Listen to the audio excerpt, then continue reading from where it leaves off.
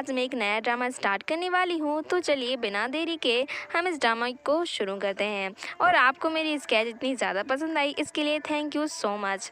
And जितना भी मैं थैंक यू बोलूँ उतना कम है, क्योंकि आप लोगों के कमेंट्स इतने ज़्यादा प्यारे होते हैं कि वो मेरे सीधे दिल को छू जाते हैं। तो इसके लिए अगेन थैंक यू। तो चलिए अब सीधा स्टोरी लाइन पर नज़र डालते हैं। स्टोरी की शुरुआत में हम देखते हैं कि एक टेस्टिंग एग्ज़ाम चल रहा होता है, जिसमें दो स्कूल्स के लोग आपस में बैठे होते हैं और फिक्स टाइम में एक पर्टिकुलर क्वेश्चन को सॉल्व करना होता है। और एक क्वेश्चन काफ़ी ज़्यादा डिफिकल्ट होता है, जिसे कोई भी सॉल्व नहीं कर पाता। जिसके बाद स्कूल की सबसे ब्रिलियंट स्टूडेंट को बुलाया जाता है, जो कि हमारी इस ड्रामे की फीमेल लीड है, जिसका नाम है यू जाओ जाओ। और वो अपने स्कूल की सबसे ज़्यादा ब्रिलियंट स्टूडेंट है, और वो साइंस और मैथ्स में काफ़ी ज़्यादा अच्छी है। जिसके बाद टीचर उससे कहते हैं कि तुम क्वेश्चन सॉल्व करो। जिसके बाद वो क्वेश्चन को देखती है और वो बताती है कि ये क्वेश्चन ही गलत है। जिसके बाद वो क्वेश्चन को करेक्ट करके उसका आंसर भी दे देती है। और वहाँ पर सभी बैठे लोग उससे काफ़ी ज़्यादा इम्प्रेस होते हैं और सारा स्कूल उसके लिए तालियां बजाता है।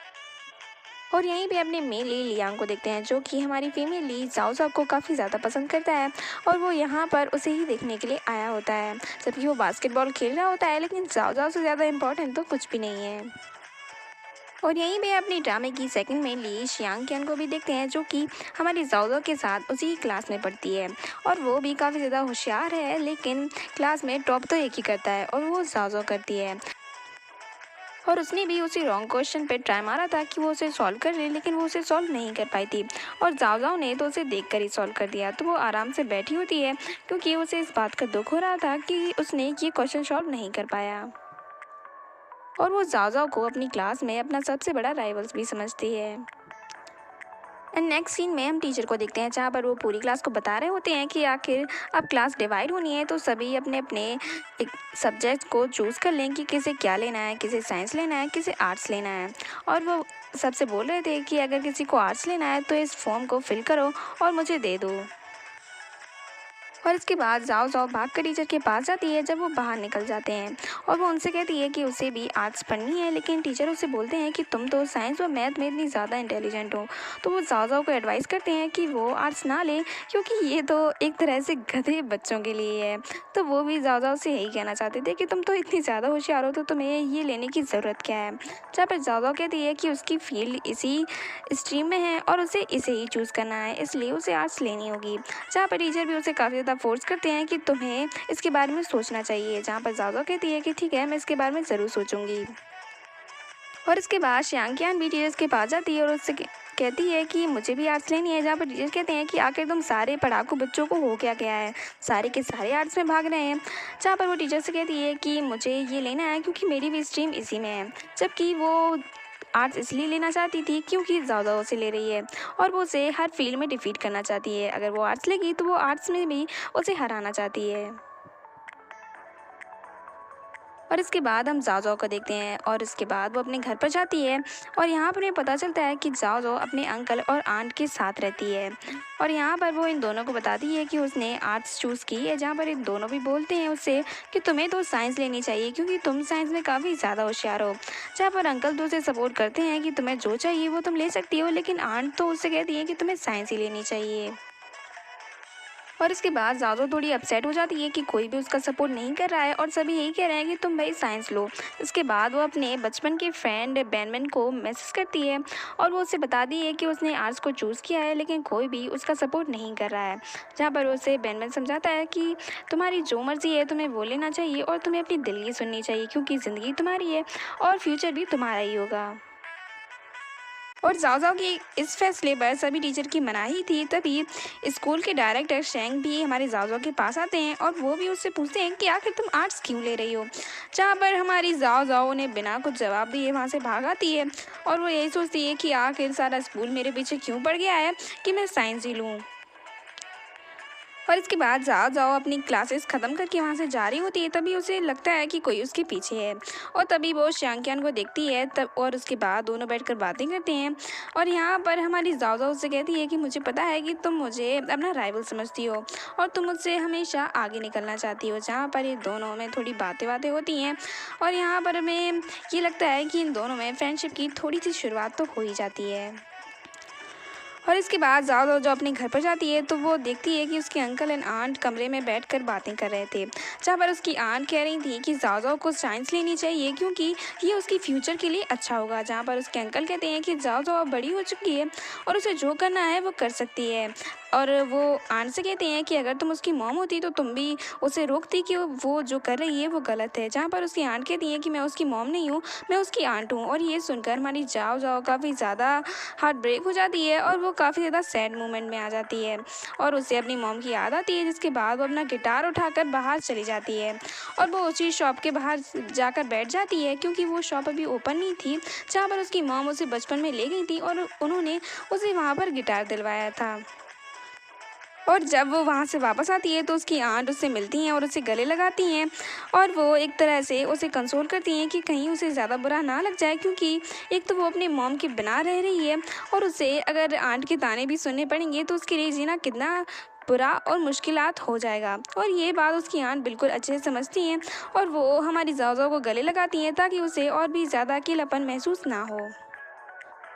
और इसके बाद हम लियांग को देखते हैं और वो स्टेज पर स्पीच देने के लिए जा रहा होता है। तभी उसका फ्रेंड बताता है कि तुम्हें पता है कि ज़ाओ ज़ाओ आर्ट्स ले रही है और तुम साइंस पढ़कर उसके बिना आखिर क्या करोगे। और इसके बाद हमारा लियांग कहता है कि मैं भी आर्ट्स लूँगा, तुम्हें पता है।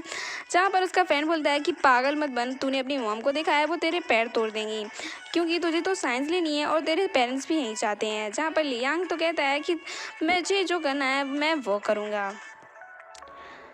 और इसके बाद हम डायरेक्ट सैंग को देखते हैं, जहाँ पर वो ऑफिस में अपना सारा काम खत्म करके वहाँ से बाहर निकलते हैं और तभी हम एक मिस्टीरियस पर्सन को देखते हैं जो कि ऑफिस में घुसा होता है बिना किसी के परमिशन के। और ये मिस्टीरियस पर्सन कोई और नहीं बल्कि लियांग है, जो कि भाई ये अपने कंप्यूटर में अपना सब्जेक्ट चेंज करने के लिए आया होता है क्योंकि उसे तो आर्ट्स लेकर हमारी ज़ाओ ज़ाओ के साथ पढ़ना है।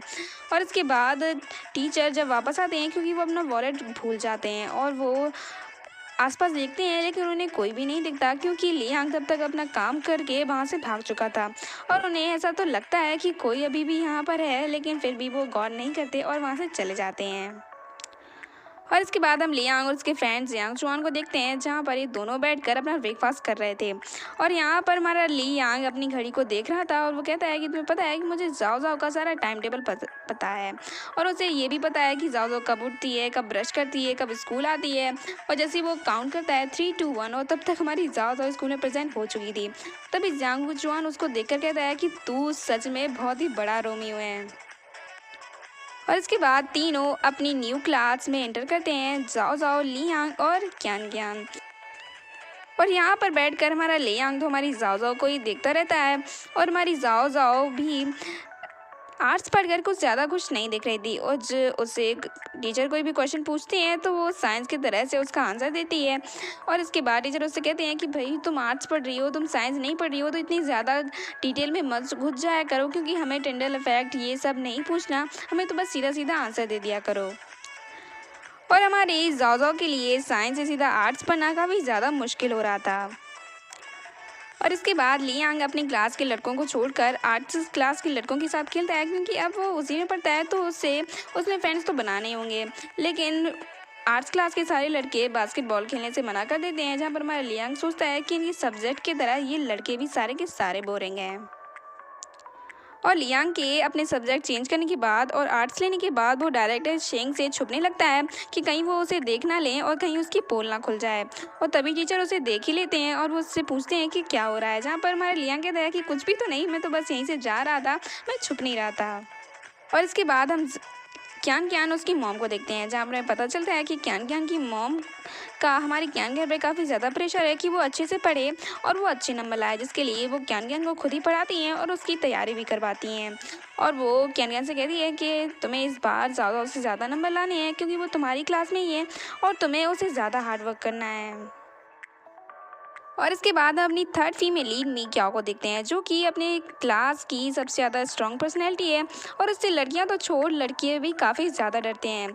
और वो भी हमारी ज़ाओ ज़ाओ के साथ आर्ट्स क्लास में ही पढ़ती है।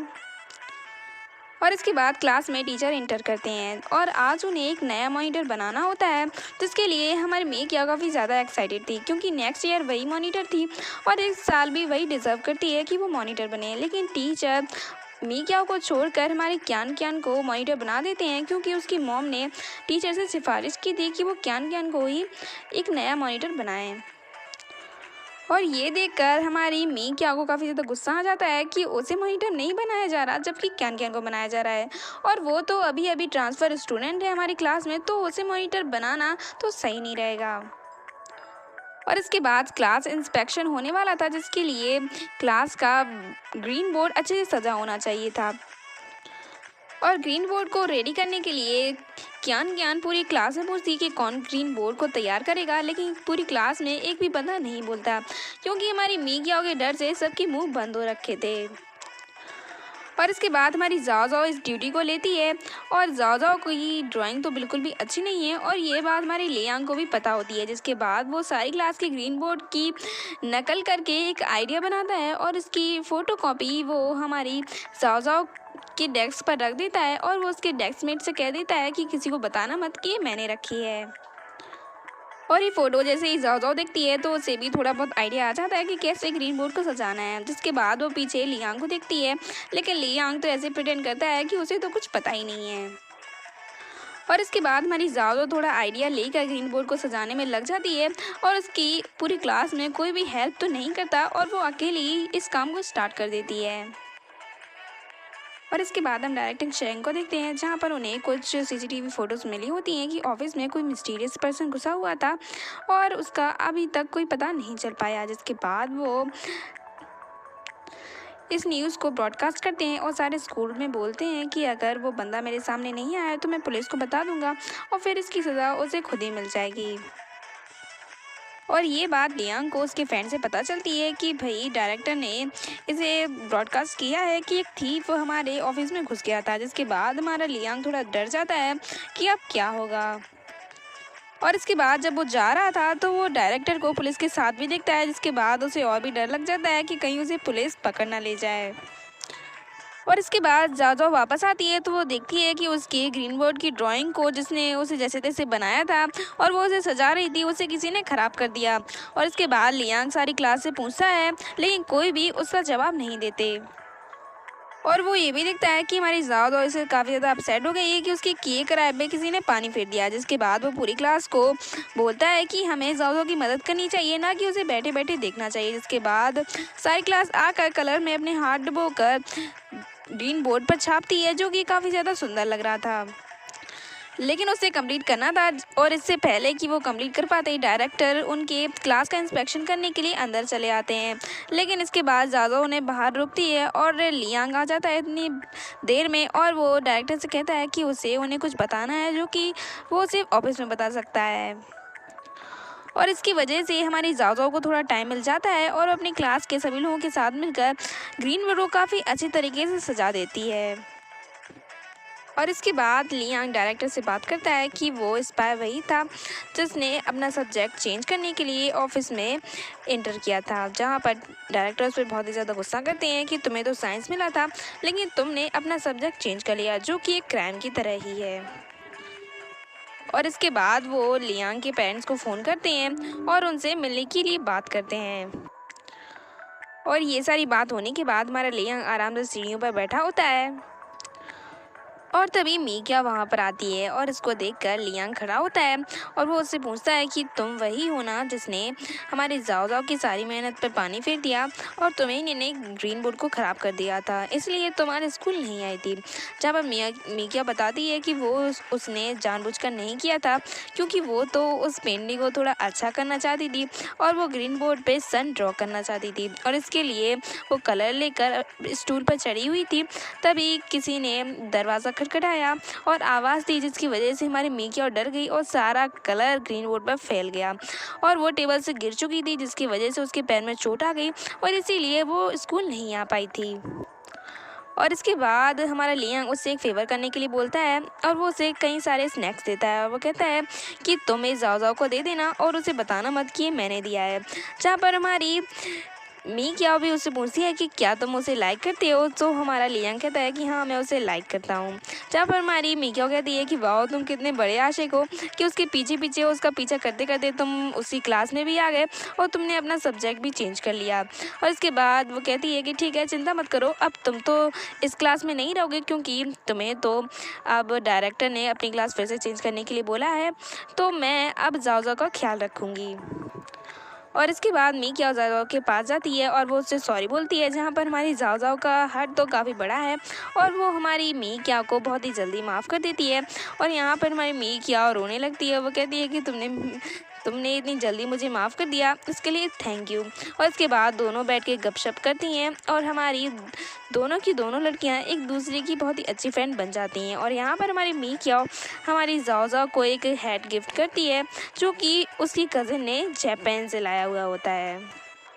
और यहाँ पर हमारा लियांग काफ़ी ज़्यादा परेशान होता है क्योंकि डायरेक्टर ने तो उसके घर पर कॉल कर दिया है और अब उसके पेरेंट्स तो काफ़ी ज़्यादा नाराज़ होंगे इसके लिए। और ये बात वो अपने फ्रेंड को भी बताता है और उसके बाद वो जैसे तैसे हिम्मत करके अपने पेरेंट्स के पास आता है, तो वहाँ पर वो देखता है कि माहौल तो कुछ और ही है क्योंकि उसके मॉम एंड डैड उसके लिए खुद ही सॉरी होते हैं और उसकी मॉम रोती हैं और उससे सॉरी बोलती हैं कि उन्होंने उस पर प्रेशर डाला कि वो साइंस ही ले, और इसके लिए वो उससे बहुत ही ज़्यादा सॉरी बोलती हैं और उसके दोनों पेरेंट्स उसे अलाउ कर देते हैं कि जो उसे पसंद हो वो कर सकता है।